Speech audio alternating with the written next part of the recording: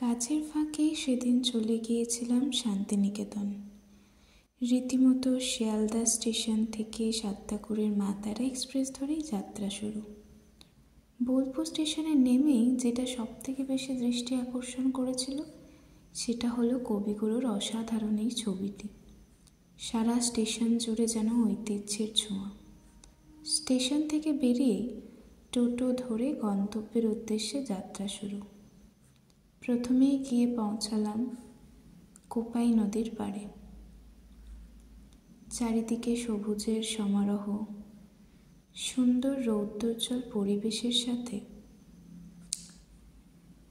এখানকার বিখ্যাত সাঁওতাল নৃত্য ছিল আমার উপরি পাওনা, যা সবার দৃষ্টি আকর্ষণ করবেই। সুন্দর কোপাই নদীর জল আর এত মনোরম পরিবেশ থেকে আর নিজেকে আটকাতে পারলাম না। জলে পা ভেজালাম কিছুক্ষণ। এই সময় কবিগুরুর কবিতার ছোট্ট একটা লাইন খুব মনে পড়ছিল। আমাদের ছোট নদী জলে আঁকে বাঁকে, বৈশাখ মাসে তার হাঁটু জল থাকে। এরপরে কোপাই ছেড়ে যাওয়ার পালা। পরবর্তী গন্তব্য ছিল সোনাঝুরির হাট। গুটি গুটি পায়ে হাঁটতে হাঁটতে পৌঁছে গেলাম সেই সোনাঝুরির হাটে। চারিদিকে কত গাছপালা, কত মানুষের সমাগম। সবাই নিজের মতো আনন্দে মত্ত। সকলে কিছু না কিছু জিনিস স্মৃতি হিসাবে বাড়ি নিয়ে যেতে চায়, তাই সবাই কেনাকাটাতে মত্ত। ছোট থেকেই গাছ, জঙ্গল, ধুধু মাঠ আমার বড় পছন্দের। আর এখানে এসে এত গাছ, সুন্দর ধুধু প্রান্তর দেখে খুব আনন্দ পেয়েছিলাম বটে। চারিদিকের এই অসাধারণ সৌন্দর্য, পড়ন্ত বিকেল কিছুক্ষণের জন্য যেন মনটাকে থমকে দিয়েছিল এই সোনাঝুরির জঙ্গল। এরপর টুকিটাকি কিছু জিনিস কেনার পালা। দামদর করতে শুরু করলাম। দামদর করে বেশ কিছু জিনিস আমিও ছোলা ভর্তি করে নিয়ে গিয়েছিলাম বটে। তার মধ্যে কিছু ঘর সাজানোর জিনিস ছিল, আর ছিল কিছু নিজের পছন্দের পোশাক আশাক। কেনাকাটা করতে করতেই আর একটা জিনিস চোখে পড়ল। সেটা ছিল এখানকার দই আর রাবড়ি, যা পুরোটাই ঘরোয়াভাবে বানানো। একবার খেয়ে দেখতে পারো, মন্দ লাগবে না।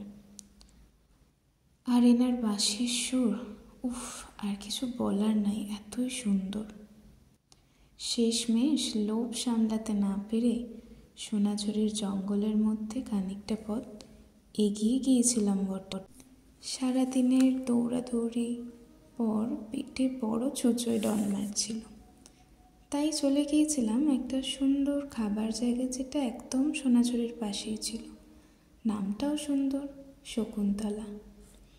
চারিদিক বেশ সুন্দরভাবে সাজানো। গল্প, আড্ডা, খাওয়া দাওয়ার বেশ সুন্দর একটা জায়গা। এরপর যতক্ষণ না খাবার আসে চারিদিকটা ভিডিও করছিলাম আর কি। তারপর কিছুক্ষণ পরই অর্ডার দেওয়া হলো আমাদের ভেজ থালি। যতক্ষণ না খাবার এলো ততক্ষণই চারিদিকে মানুষজনকে একটু ঘুরে দেখানোর পালা। এই করতে করতেই চলে এসেছিল আমাদের ভেজ থালি। দাম ছিল ওই 170-80 মধ্যেই। তার মধ্যে ছিল ভাত, মুসুরির ডাল, আলু পোস্ত, বেগুনি, পাঁচমিশালি একটা তরকারি, চাটনি, পাঁপড়, পায়েস।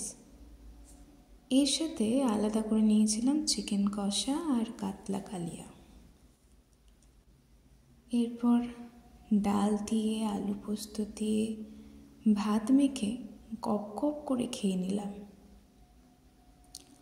এর ঠিক পরেই মনে হলো যে ভাত তো প্রায় শেষের পথে, চিকেন কষাটা আর খাওয়া হয়নি।